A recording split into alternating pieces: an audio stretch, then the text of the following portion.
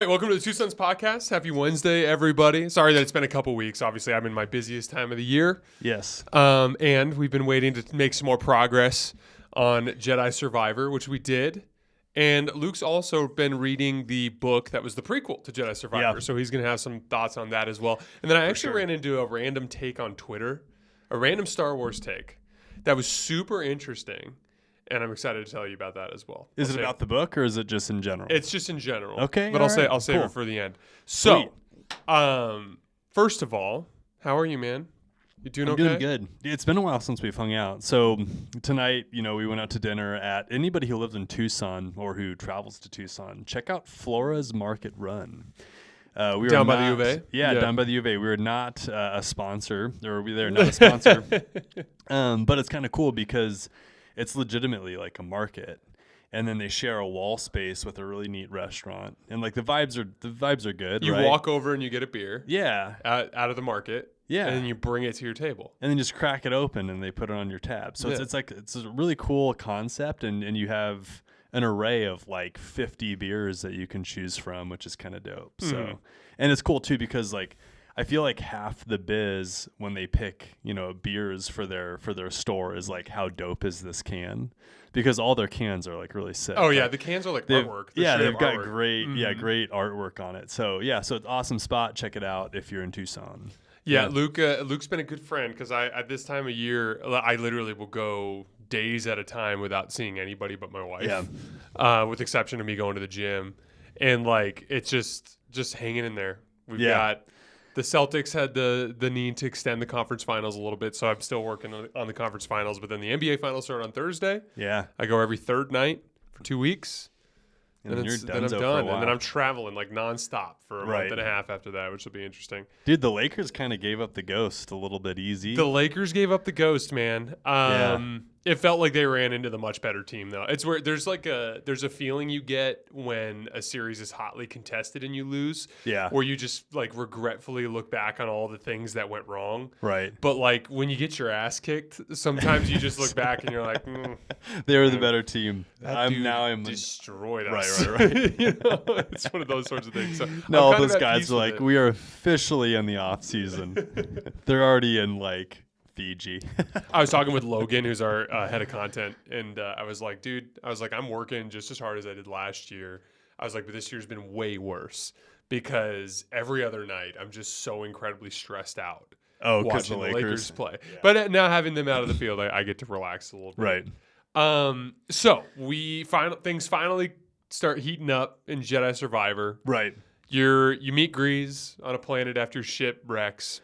Yeah. And Grease asks you to go down into like his secret tunnels. There's smuggler tunnels that are beneath his like bar. And in those tunnels, you fall through a crack in the floor and you land in a Jedi temple. And Grease is like, holy shit. Yeah. I had no clue there's an entire temple down there. That makes my bar so much more valuable. Well, I feel like problem number one would have been arriving at the planet and seeing the giant black hole abyss thing that's going on the side. I'd be like, okay, let's turn around and leave. Regular. So you end up meeting a droid, and you touch the droid, and Cal, of course, has this dope force ability where anything he touches, he can like perceive what happened in the past. Right.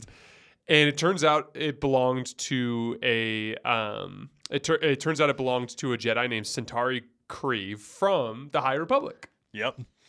Which is dope because Jason and I are all about big picture, right? Mm-hmm. And linking this era with the High Republic is about as big picture as you can get. Absolutely. Yeah. Which, by the way, a little side rant. In the book, I was expecting to figure out what happened with the Mantis crew. You still have no clue why Cal is in possession of the Mantis solely. You don't know where Seer is. You don't know where Marin is. And where you're at in the book. If you had to, where are you? About halfway through the book? Oh, no, I'm done. You finished the book? Oh, yeah, it's done. Oh, wow. Yeah, okay, it's done. Good. Yeah. You do figure out why. You do figure out where his arm went, though. So he lost it. Grease's arm? Yeah. He lost it to the fifth brother. Oh, interesting. Okay. Yeah, it's kind of interesting, but yeah, like it's oddly it mentions nothing about why the Mantis crew is disbanded. We did get a vision of Seer and Cal talking at one point. I want to basically, now that I know that you finished the whole book, let's just quickly kind of go through where we're at in the game, and then I want you just to kind of give us the breakdown. Okay, yeah. So, you end up in this really interesting mission where, so basically you become familiar with the fact that there's, in the black hole, there's a planet on the other side of the abyss. And there's a key to get there. We don't know what the key is. Right. Turns out it's this dude, I assume. But basically, the droid is like, hey, like, you have to finish my job because I got stuck in this Jedi temple. You have to go open up this forest gate and you have to go to this array. Yeah. And find the key to Tantalor or whatever. So you go there and you find a bacta tank. And you touch the bacta tank and you end up having this crazy vision of this like really creepy looking Jedi that's got like this color sucked out of his skin. Now, I want to say I think that's a specific species that's not human. I think it's called I'll think of it and I'll bring it up when I hear it. But there's the gray pale skin is definitely like part of that dude's like species. It reminds me of Marin a little bit too. Yeah. We see species like Marin, the Dathomirian Night Sister, right? And it might be something like that. Right. But you basically have this vision, and he's the one that's so passionate about this planet and about building a Jedi temple there and training younglings there. And then they fast forward and they bring the Jedi Council to this planet. And the Jedi Council's having like a meeting, and then like 15 ships come out of hyperspace right above the planet, which presumably are either the Raiders or Nile. Yeah. It could be a bunch of different things. That's the end of the vision, but then you release the dude from the bacta tank, and he like immediately starts like starts disassembling his lightsaber. That's all he was thinking about. Like the entire time he was in the bacta tank, he's just like, oh, I'm just gonna fuck up that kyber crystal. So Luke is literally like, oh, he's going to bleed his lightsaber right now. And that was an expression I'd never heard his kyber crystal, before. Yeah, his kyber crystal. Where did you hear that first? So that's from the Ahsoka books. Okay, so no. Did she Ahsoka reverse book. bleed? Reverse bleed? She blotted. She blotted? She bled? So she reverse bleeds him. Yeah, to get and him that's where she gets her white her white sabers from. Is she? There's another Inquisitor that she comes in contact with. She essentially like takes over the kyber crystals, and then she does like a reverse blotted. So he strongly hints that he got betrayed, so we can probably guess that was Mrs. Centauri Cree. That's our guess as of right now. It was very Anakin Skywalker-esque. Yeah. I'm going to presume that, and we don't know any of the other details yet, but I'm going to presume, my guess is that he turned to the dark side, and that was part of the initial decision to imprison him, essentially. Yeah. But he references some magnificent battle that took place. You end up fighting him. When you beat him, he beats you in the cutscene. And then he basically, which I know, I kind of felt like fair, that was right? a little cheap. Like you just see that red bar just go down. You work so hard, and then he just attacks you, and then you're done. Yeah. But then he basically disappears with that. There was the cutscene that we talked about in the last show where he basically runs outside of Grease's bar. He runs into this dude who's like the big raider guy, and I'm blanking on his name right now. But the big strong dude with the armor. So he basically says, "Be seeing you," and he leaves. Yeah. He's the guy who comes and rescues Dagan. Dagan, is that his name? Dagan Gera. Yeah. And he leaves. So that's basically where we're at as a stopping point. But we went from not having any idea what the plot was to now all of a sudden we're like, we just released a High Republic fallen Jedi on the galaxy. Right. Who has one arm. Who, by the way, is still able to, and this is cool. This is very like Star Wars-esque. There is one part where he force pushes you, but he force pushes you with his stump. No, really? Yes. Did you not catch that? Part. Oh, yeah. That's so when he does like move. the force push, it's like his phantom arm is doing the force push. And it's kind of cool that he threw that in there. Just because it's just like, it's all about like the force. Like you really don't need an arm there to use the force. And then he like used that side of the body. It was a power move. That dude's going to have a robotic arm the next time we see him. For sure. And again, guaranteed. Very Anakin Skywalker-esque. Just saying. He sounded like whiny Anakin when he was kind of complaining about the council. He's a little whiny Anakin, little impatient, impatient. Every time I see stuff like that, I want to be like, how did the Jedi not identify these dudes early and be like, okay, time to take the lightsaber? One of probably it is. What? Because there's probably dudes everywhere, like all around the Jedi Temple who are whiny. You know what I mean? Like, I feel like, not talking trash. This is not a trash talk of the Jedi, right? But like, I feel like that was a very privileged lifestyle, and they're probably all a little bit whiny. Yeah, I think you're probably right. Some. Also, they're a religious sect, which is going to naturally lead to zealots and people that like are rule breakers. Maybe miss the point a little bit of the actual religion. Yeah, exactly. We see that happens quite a bit. So, unfortunately. I will say that I am extremely excited to see what happens next. How do I am you 100% invested. Yeah, in it's cool. The story plot, the plot's cool. How do you feel about the gameplay? How do you feel about the puzzles? Like that's a big part of this series, right? Is the puzzles. Like how do you feel like those are? So it's funny. It mimics the same kind of concept from the first game with the Zepho, which is like this ancient alien race that had these temples that were essentially like puzzles that you had to navigate. Yeah. And in this one, it's like they're Jedi temples from the High Republic that end up being these puzzles that you have to navigate. As far as the actual gameplay goes, it's a improved version of the last one. I've been having a ton of fun with it. Yeah. I know you played for a little while, and I know you had fun with it. Right. It just is. We were joking about this earlier. If there was one thing in fantasy, like anything that's fiction in the world, Right. like anything you could be, there's no doubt that being a Jedi or a Sith would be top of the list. Dude, right? you know what though? Yes. What would be ahead of Jedi or Sith? No, because it's so funny. For as invested in Star Wars I'm really not a sci-fi guy, which is crazy because here I am sitting on like our 70th episode of a sci-fi based podcast, right? But it's so funny how Star Wars little is culture, though. Man. it is culture. It is culture. You're right. It's like it's our life. But dude, here's why I would maybe pass on being a Jedi. I feel like having an Inquisitor it's the or new a chick Sith. thing, isn't it?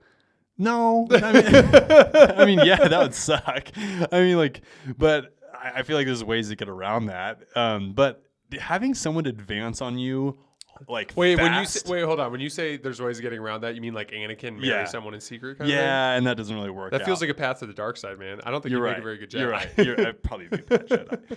No, I always joke around like. I would have made a great priest, other than the fact that I wanted to get married and have kids. You know what I mean? You would have, I feel like I would have been a great priest, but other than the fact that I can't get married. Anyways, having like a pissed off Sith Lord advance on you with a red hot lightsaber would suck. That would be like the most uncomfortable thing. Like I feel like sword battles with lightsabers would be terrifying. Yeah, they'd be terrifying. But we're talking about a myth. Okay. Let's redirect this. You get to be anything in these fictional universes. Okay. So you're not just a Jedi. You're like the most powerful of the Jedi. You're not just a Sith. You're the most powerful. I see of what the you Sith. mean. So you're if saying another you dude could, advances on you with a lightsaber, it's like, oh, I get to demonstrate my skills on this dude. Because in real life, I'd be doing one of these. Yeah. and my head would get chopped off about as fast as you can say back to tank. Is that Han Solo when he's in the net in Return of the Jedi? Oh, yeah, so like no, it'd be cool. I think if I had to pick like some sci-fi world, Star Wars Galaxy would be probably number one. Yes. What era though? Definitely not the High Republic. The clothing is outrageous. Dude, I think the High Republic would be dope. It's very ceremonial. I love that. Dude, see, it's so funny because like Jason and I are best friends, right? I'm like very much so like a traditionalist, and Jason is the opposite. Right. And like, I don't know, it just works. But I feel like the High Republic would be my jam just because, number one, the Sith are in hiding. The worst that we have to deal with are the Nile. Right. And then I feel like it's kind of easy to avoid the Nile. Like, just don't be anywhere important, you know? So I feel like that's where I'd want to be. Can you imagine hearing from Cal as a High Republic Jedi that a Sith Lord has conquered the galaxy? Oh, it'd be mind-boggling. Because to the people in the High Republic, the Sith were extinct. Yeah. That's It'd be mind-boggling. one hell of a revelation. One hell of a wake-up. Yeah, but he seemed pretty stoked that the Order was gone. Yeah, he was definitely like pretty Anakin Skywalker-ish on the Order as well. So I'm going to hit you with my bonus topic, and then we'll have your breakdown of the book. Unfortunately, there's not much to say about the book. Which is totally fine. Yeah, I mean, we're basically just killing the weeks until Ahsoka shows up. Right. So, Anakin Skywalker. It's funny when you watch Revenge of the Sith and Attack of the Clones, like you find out pretty quickly that like the Jedi really fumbled the Anakin thing. Yeah, as far as identifying the fact that he was like the future of the Sith. Yeah, okay. So like, Anakin's wife is gonna die. He's certain of it because of a vision. He previously had a vision come true with his mother dying. Mm-hmm. So he's all bought in on this idea. Sith Lord goes, Fair. "Hey, dude, I know how to heal this guy." or your wife, right? Yeah.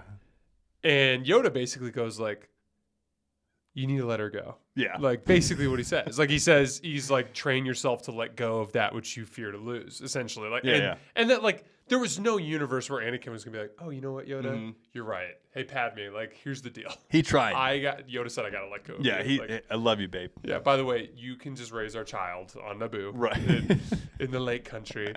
But so there's this whole concept of like the messaging that he received and how that kind of pointed him in that direction. Right. There's his overall angsty stuff that we were just talking about earlier with Dagan Gera. But the big one is the Jedi have access to the ability to heal. And the thing that's interesting about that, and it's funny because it's an explanation that I've now accepted as the reason why Qui-Gon couldn't do it. But essentially this theory is that I saw on Twitter is that the Jedi Masters that are on the council have access to like all of their like forbidden knowledge. Yeah, right. Yeah. And Qui-Gon was not on the council because he was considered a renegade. Yes, he was like almost a gray Jedi. Yeah, right? He was very like he was a lot closer to Count Dooku than he was to, and I don't mean as a dark side user, but as like someone who wanted to leave the Order because he didn't like the way the Order was doing business. And so essentially, Anakin, if he was allowed, because he got on the Jedi Council, if you remember, but they did not grant him the rank of Master. Yeah, he pissed. So, like, had they granted him the rank of Master, he would have had access to all of that stuff and would have probably been able to save Padme. Yeah, yeah. But they just wanted to be jerks to Anakin because they thought he was too young to be a Master. So they're like, oh, well, if you're going to be on the Council, you're not going to be a real Master. Yeah, yeah. Point is, it's crazy how much the Jedi were complicit in their own collapse. No, yeah, they made their own bed for sure. Mm-hmm. Yeah, yeah. No, but what's kind of tough about the whole entire like healing thing is Rey can just do it on a whim with that one little lizard thing. That's I forget what desert She had the planet. ancient Jedi text though. Did she read the text? Luke didn't even read those texts. Everyone makes fun of that. Yeah, no one was reading those texts. Yoda even talks about how boring those texts were. I think something along the lines of like, not the page turners. They were not. I think is what he said. Page turners, they were not. And here's how I'm making that okay in my brain is certain Jedi, just like Cal Kestis, have different abilities, and Rey obviously was just set up to be able to heal things without a whole lot of training. And apparently Ben Solo as well. Yeah, and then, but then he couldn't. He healed. He healed then died. They're like, yeah, Ben healed Rey. Rey tried to heal Ben. But Ben died immediately. Died suddenly. For some reason, Rey like lingered in her physical form for a little while. Yeah, Ben did not. He just kind of. Yeah, I know. I don't really understand. It's still just a very tough watch. Yeah. And then Rey's like, I'm gonna put these lightsabers into the desert.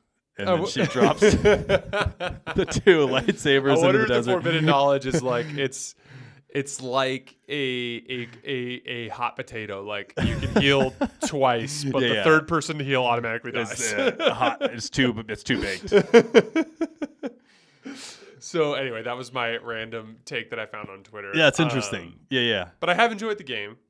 The game's good. I'm excited to hear about what you've learned from Jedi Battle Scars, which I've heard before you even told me about it, that there is a lengthy love story in the middle of it. Yeah. So it's pretty much the crew of the Mantis, right? Plus one other person named Fret. And Fret is working for the Empire, and essentially how they discover Fret is she learns about the Mantis crew and then like befriends Marin, like as the crew is doing their thing, and then Marin and Fret just have this like huge love affair, and that's pretty much like a half to 3/4 of the book. That's crazy, man. It is a lot of the book, like more love scene detail than I've ever seen. So clearly more than half.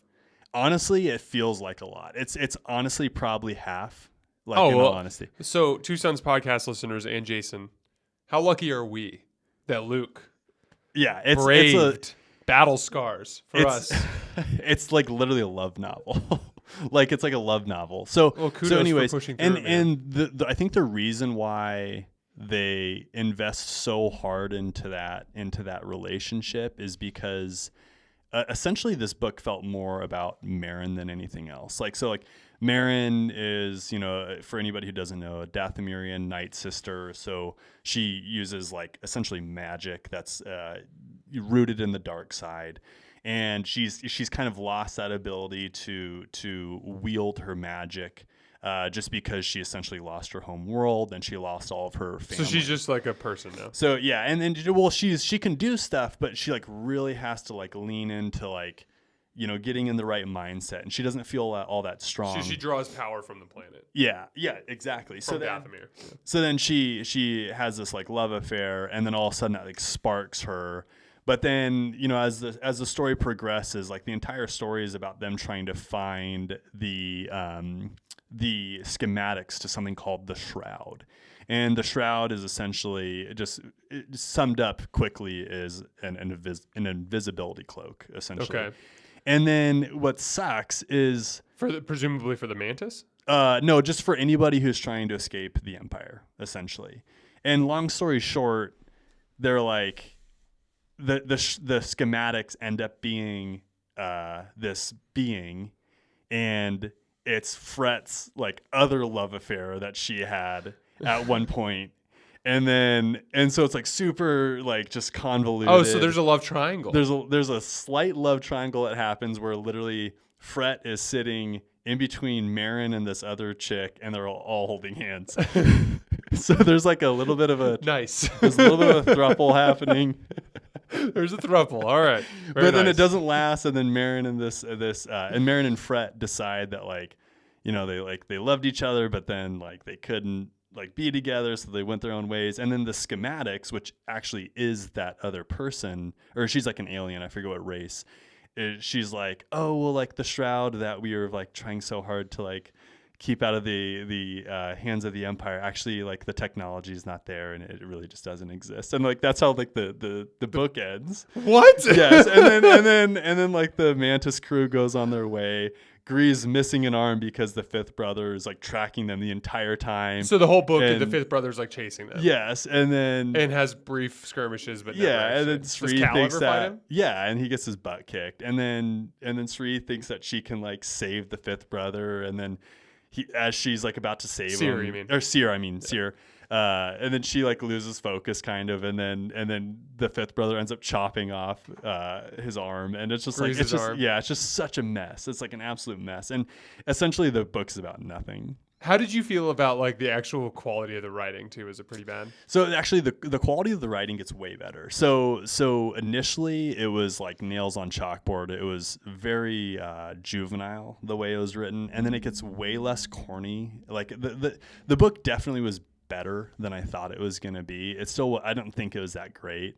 But there's a couple cool parts. Like for example, like when Marin gets into the swing of things, she does this one spell where like she brings people out of like the dead, and then they start like fighting for her and stuff. So like that was kind of cool.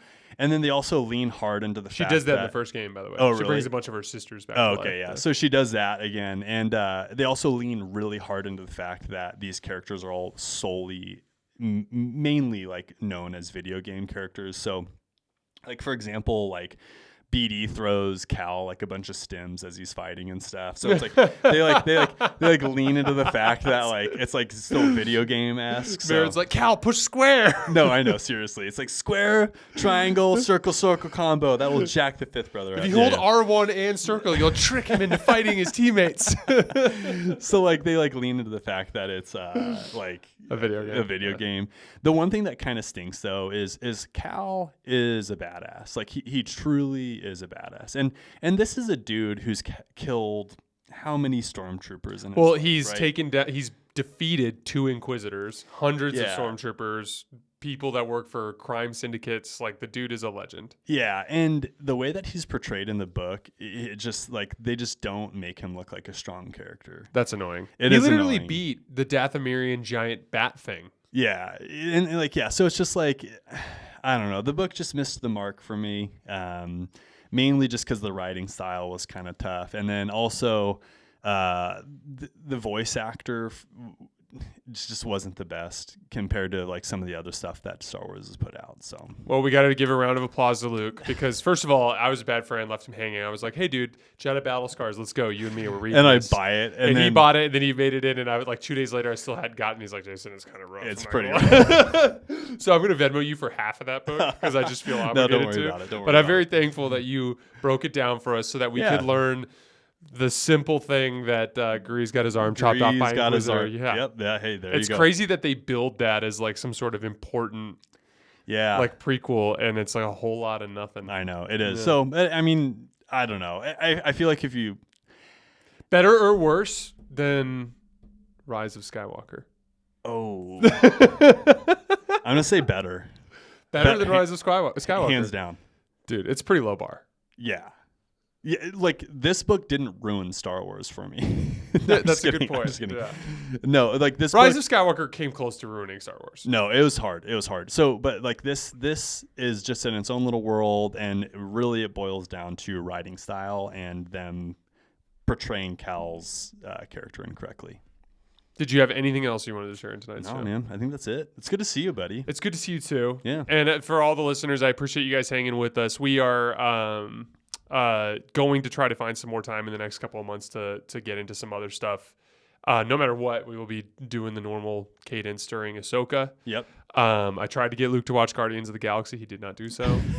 Dropped the ball, old-fashioned I style. But there's a lot of good movies coming out. There's a Oppenheimer is this movie coming out in late July. That's based on the dude who invented the atomic bomb. Yeah. I'd like to watch that and maybe do an episode on it. Be interesting. There's a bunch of good movies coming out this summer, so we'll have plenty to get into. For sure. As always, we sincerely appreciate you guys, and we will see you at some point in the next couple of weeks. Thanks a lot.